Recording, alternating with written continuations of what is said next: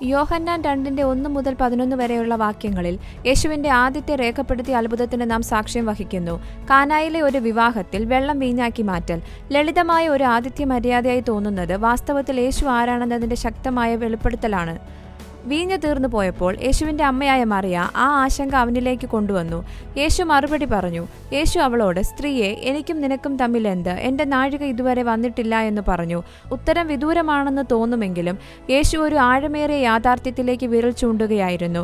അവന്റെ ത്യാഗപരമായ മരണത്തിന്റെയും മഹത്വത്തിന്റെയും സമയം ഇതുവരെ വന്നിട്ടില്ല. എന്നിട്ടും അവൻ പ്രവർത്തിക്കാൻ തീരുമാനിച്ചു.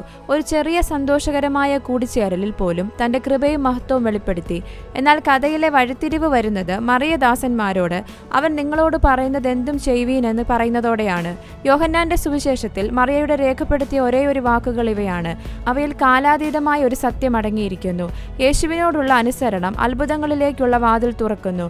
പിന്നെ യേശു അവരോട് 6 കൽഭരണികളിൽ വെള്ളം നിറയ്ക്കാൻ നിർദ്ദേശിക്കുന്നു.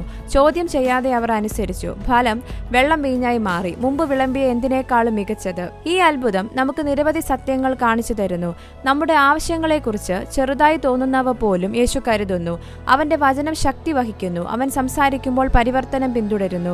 തന്റെ വചനത്തോടുള്ള അനുസരണമാണ് അവന്റെ മഹത്വം അനുഭവിക്കുന്നതിനുള്ള താക്കോൽ. അപ്പോൾ നമുക്ക് ലളിതവും എന്നാൽ ആഴമേറിയതുമായി ഈ നിർദ്ദേശം മുറുകെ പിടിക്കാം. അവൻ നിങ്ങളോട് പറയുന്നത് എന്തും ചെയ്യുക. അവൻ നമ്മെ മാനസാന്തരത്തിലേക്കോ വിശ്വാസത്തിലേക്കോ നമ്മുടെ ശത്രുക്കളെ സ്നേഹിക്കുന്നതിനോ പരീക്ഷണങ്ങളിൽ അവനിൽ വിശ്വസിക്കുന്നതിനോ അവൻ നമ്മെ വിളിച്ചാലും നമുക്ക് അവനെ പൂർണ്ണ ഹൃദയത്തോടെ അനുസരിക്കാം. കാരണം അവൻ പറയുന്ന ഓരോ വാക്കും സത്യവും ജീവനുമാണ്.